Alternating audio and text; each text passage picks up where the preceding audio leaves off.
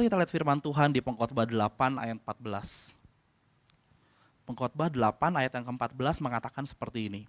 Ada suatu kesia-siaan yang terjadi di atas bumi. Ada orang-orang benar yang menerima ganjaran yang layak untuk perbuatan orang fasik. Dan ada orang-orang fasik yang menerima pahala yang layak untuk perbuatan orang benar. Seolah-olah ini terbalik gitu ya. Gak ada keadilan, kok saya melakukan hal yang benar tapi saya menerima ganjaran dari perbuatan orang fasik. Sedangkan ada orang fasik yang melakukan hal yang tidak benar tetapi mereka mendapatkan pahala. Kita seringkali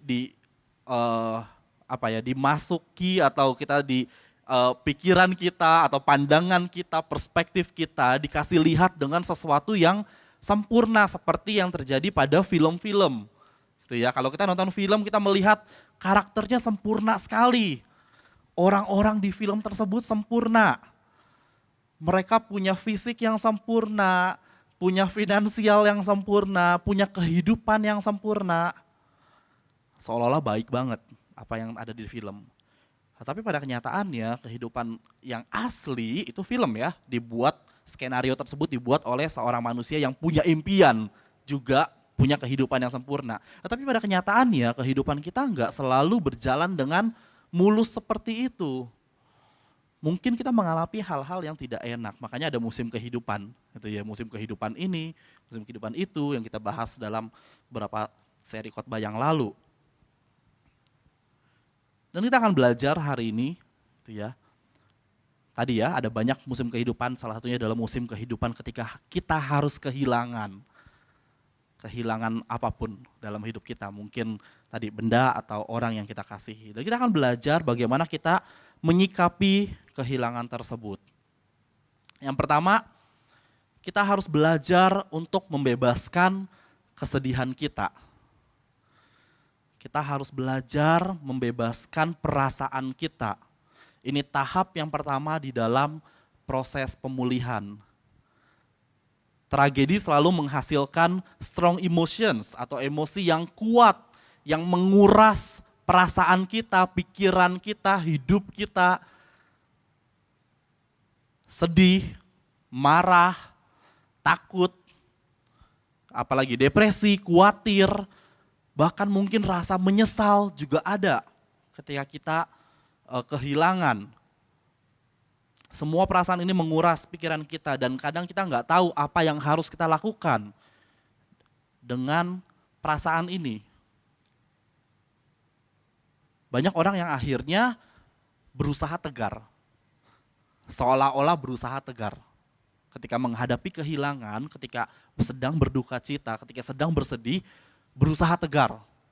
Enggak, saya orang yang kuat, enggak boleh nangis. Ya. Kita memaksa diri kita untuk enggak sedih, kita memaksa pikiran kita bahwa kita tidak akan kehilangan, tidak merasa kehilangan. Dan jangan heran kalau kita menahan seperti itu, dalam hidup kita 20 tahun, 30 tahun yang akan datang, kita tetap struggling dengan hal tersebut. Kita tetap masih bermasalah dengan hal tersebut. Kita enggak bebas karena kita menutup kesedihan kita. Dan yang lebih parah lagi, dampaknya bukan cuma di kita. Akhirnya orang-orang di sekitar kita pun kena juga dampaknya dari apa yang sedang kita alami. Atau perasaan kita atau strugglingnya kita. Keluarga kita mungkin, pasangan kita, anak-anak kita, teman kita, mereka akhirnya juga terdampak dengan sikap kita yang tidak membebaskan kesedihan atau rilis apa yang kita alami. Firman Tuhan katakan begini dalam Matius 5 ayat yang keempat. Berbahagialah orang yang berduka cita karena mereka akan dihibur. Berbahagialah orang yang berduka cita. Tuhan bilang tidak apa-apa, it's okay to grieve. Tidak apa-apa jika kita harus berduka.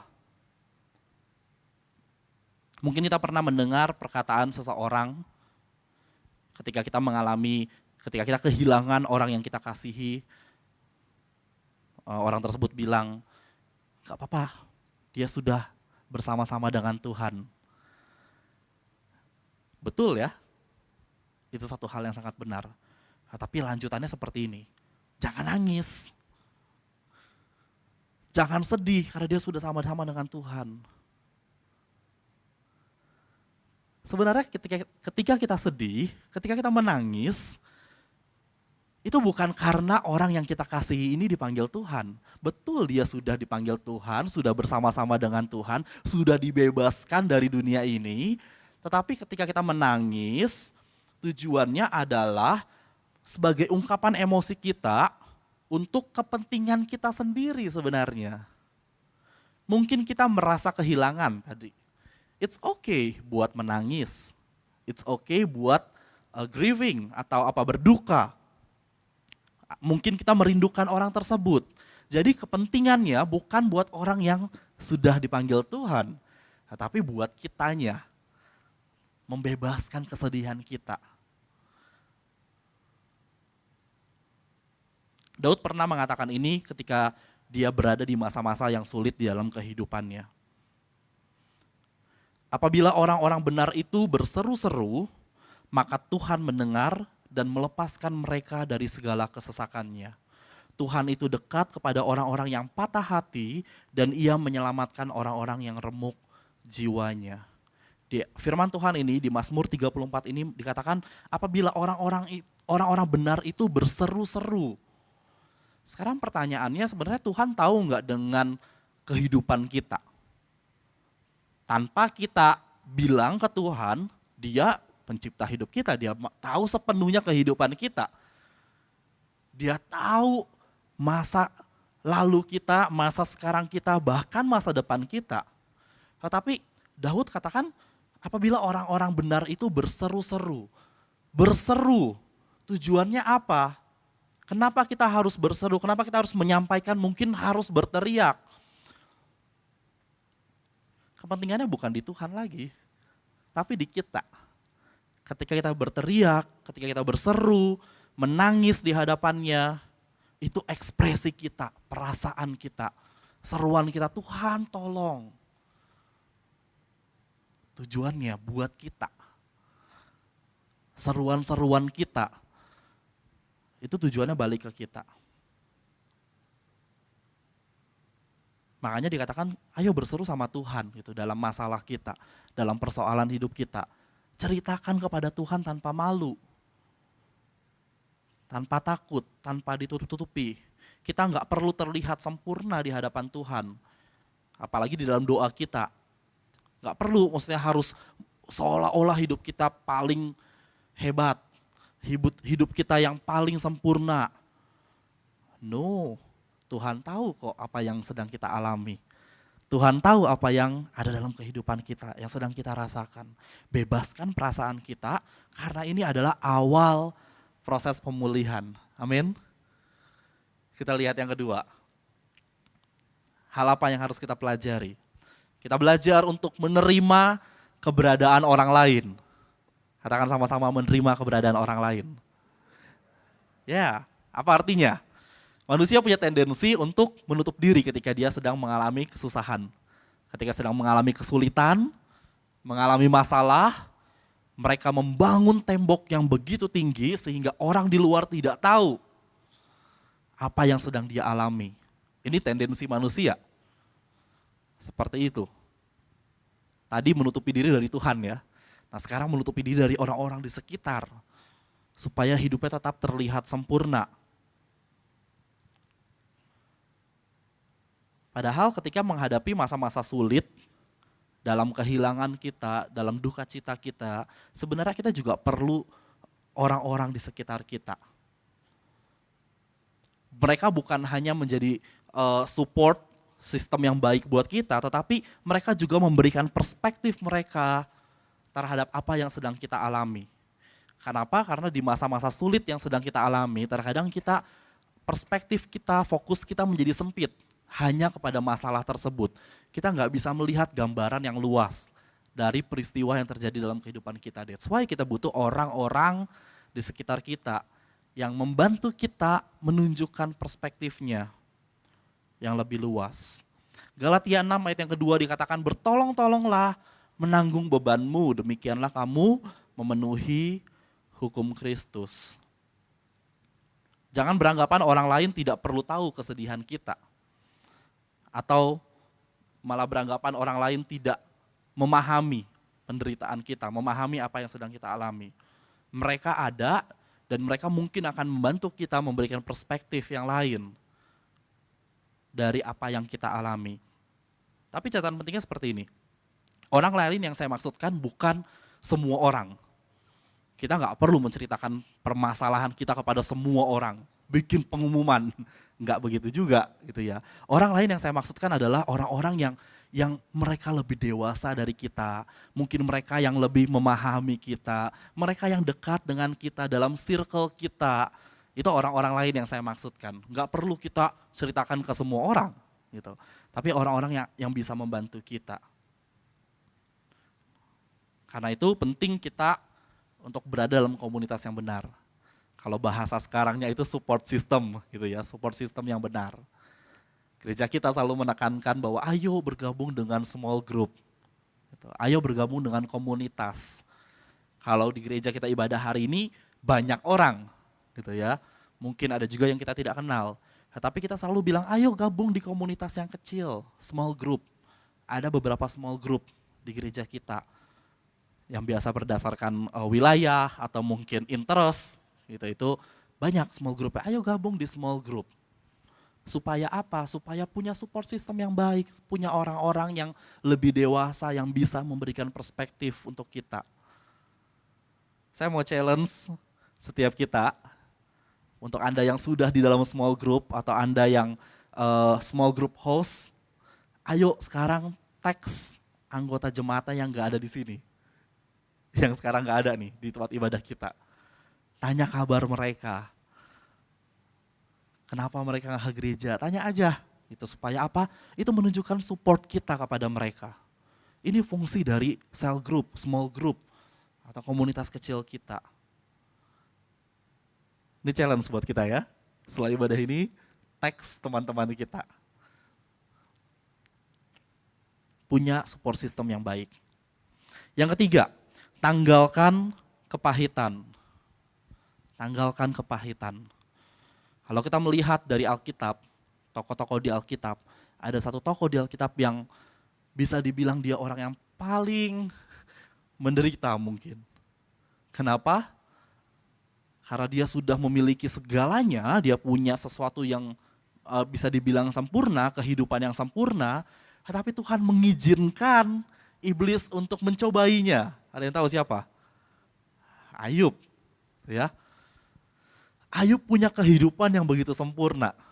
Dia punya keluarga yang baik, anak-anak yang baik, dia punya harta, dia punya finansial yang baik, kehidupan yang begitu baik. Tapi Tuhan mengizinkan dia dicobai.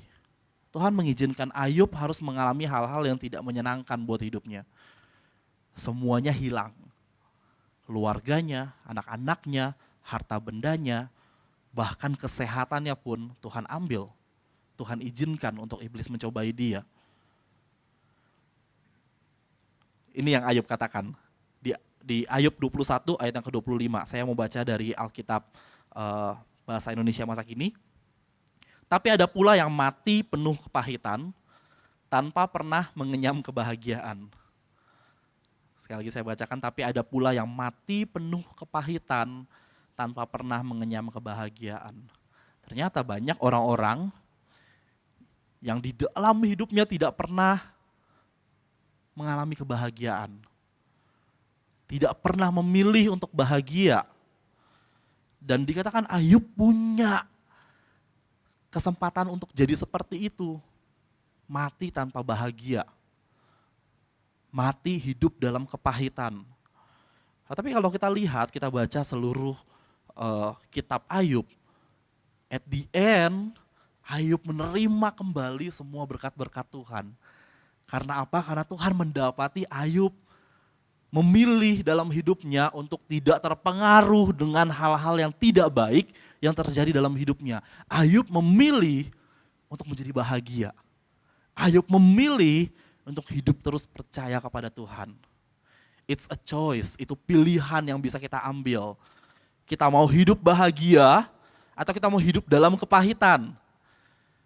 Kita mau hidup dengan kemenangan, kebebasan yang Tuhan kasih, atau kita mau hidup terikat dengan kepahitan?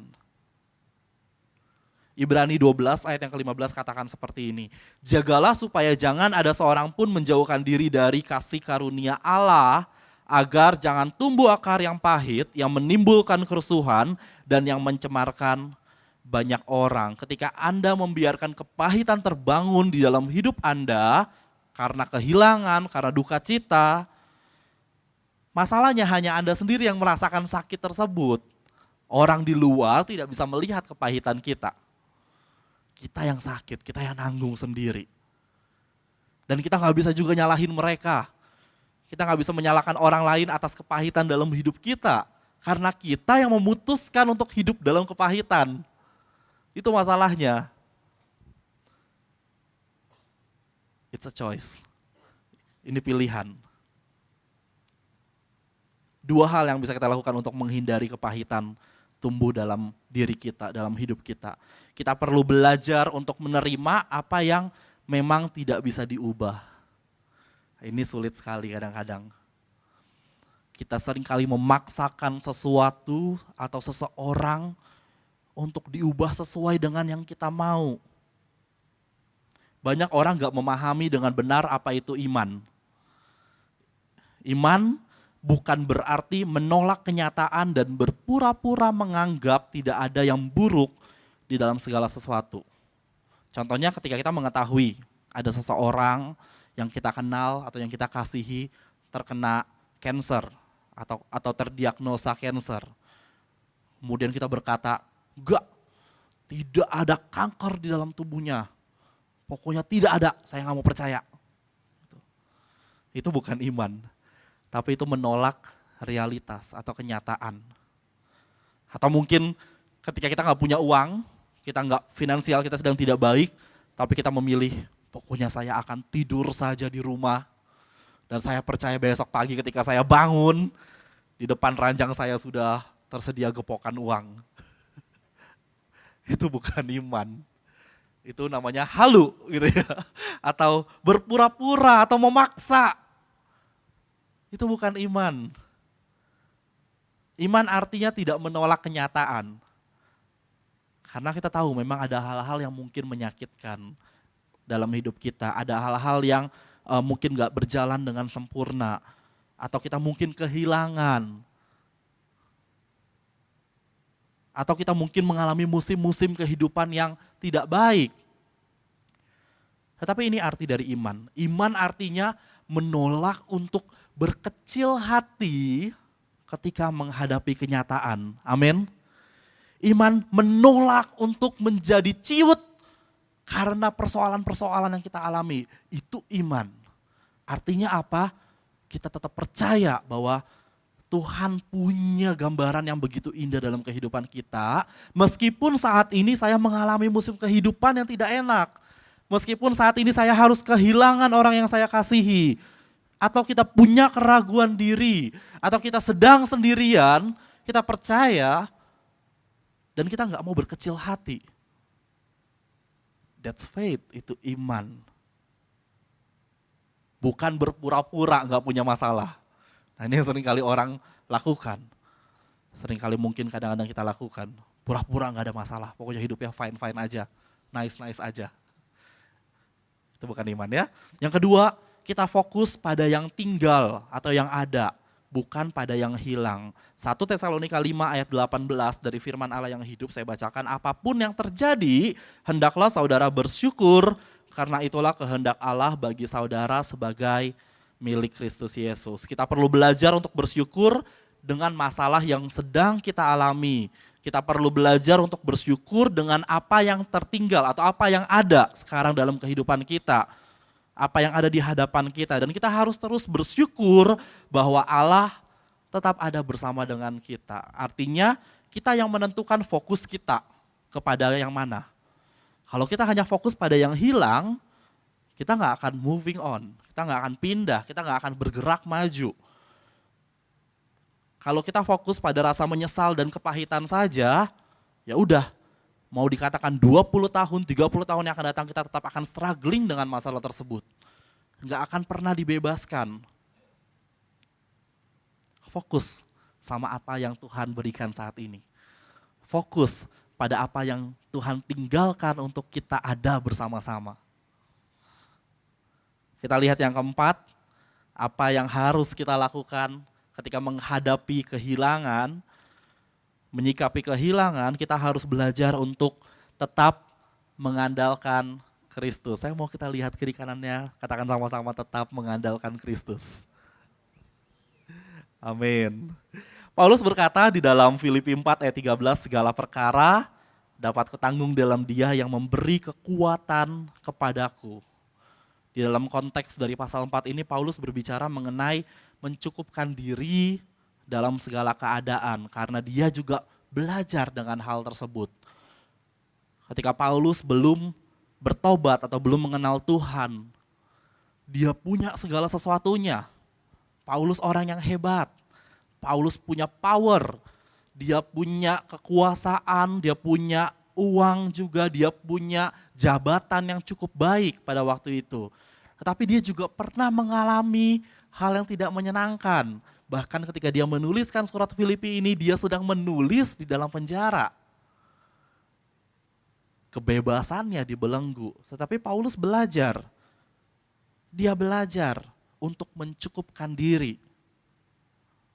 Dan di dalam proses belajarnya akhirnya dia menyadari bahwa sebenarnya dia nggak akan mampu melewati semua ini kalau bukan karena Tuhan. Makanya dia katakan dalam ayat yang ke-13 tadi, segala perkara dapat kutanggung di dalam Dia yang memberi kekuatan kepadaku. Harusnya segala perkara tidak dapat kutanggung sebenarnya. Tetapi Paulus membalikan hal tersebut, dia katakan karena Tuhan sudah memberikan kekuatan. Sudah ada kekuatan yang Tuhan berikan, sudah ada kekuatan yang Tuhan kasih buat Paulus sehingga dia mampu melewati setiap persoalan dalam hidupnya. Amin. Kehidupan kita pun juga harus seperti itu. It's okay punya masalah, it's okay punya musim kehidupan yang gak enak. Tapi selama kita mengandalkan Tuhan, selama kita masih punya pegangan dalam hidup kita akan mampu melewati musim kehidupan yang tidak menyenangkan. Amin. Sini letak kuncinya. Kunci dari menaklukkan krisis kehidupan kita yaitu membiarkan Kristus sendiri yang menguasai hidup kita.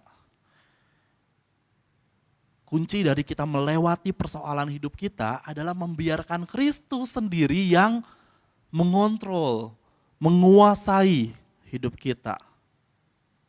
Kenapa? Kenapa seperti itu? Kita nggak pernah bisa melihat gambaran hidup kita secara penuh.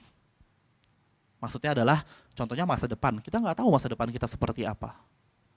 Tetapi Tuhan pencipta kehidupan kita. Firman Tuhan dengan jelas sekali mengatakan bahwa Dia menguasai, Dia tahu sepenuhnya kehidupan kita dari awal, dari kita belum diciptakan mungkin, sampai ke depannya, masa depan kita, ending kehidupan kita, Dia tahu.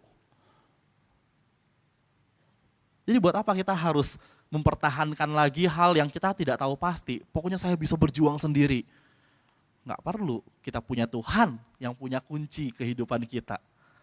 Kita punya Tuhan yang menguasai penuh kehidupan kita. Kita punya Tuhan yang tahu full skenario kehidupan kita. Banyak orang yang mengandalkan sesuatu atau seseorang yang mungkin bagi mereka memberikan jawaban untuk masa depan mereka. Ada orang yang pergi ke orang-orang pintar atau membaca horoskop atau sio atau tarot, berusaha mencari jawaban untuk pertanyaan-pertanyaan mereka dengan kehidupan mereka. Masalahnya kita aja baru kenal dengan orang tersebut. Gimana caranya dia bisa tahu masa lalu kita, apalagi masa depan kita. Gitu kan? Gak perlu kita cari-cari sebenarnya karena kita punya Tuhan yang memegang kunci kehidupan kita. Kita harus belajar untuk bersandar pada Kristus untuk mendapatkan kestabilan hidup kita. Mazmur 125 ayat yang pertama dikatakan, orang-orang yang percaya kepada Tuhan adalah seperti gunung Sion yang tidak goyah, yang tetap untuk selama-lamanya. Mungkin ada kehilangan yang kita alami, tetapi kehilangan itu tidak membuat kita goncang, tidak membuat hidup kita goncang. Karena kita tahu kepada siapa kita harus bersandar. Kita mendengarkan Kristus untuk mendapatkan petunjuk arah hidup. Tadi ya, setelah kita mendapatkan kestabilan hidup, kita punya sandaran yang baik untuk kestabilan hidup kita. Kemudian kenapa kita harus mendengarkan Kristus? Karena kita akan mendapatkan petunjuk arah hidup kita. Yeremia 29 ayat 11, ayat yang sangat familiar sekali dengan kita. Sebab aku ini mengetahui rancangan-rancangan apa yang ada padaku mengenai kamu, demikianlah firman Tuhan, yaitu rancangan damai sejahtera dan bukan rancangan kecelakaan, untuk memberikan kepadamu hari depan yang penuh harapan. Apalagi yang kita harapkan ketika kita kehilangan selain keselamatan hidup kita, selain kita berjalan di jalan yang benar.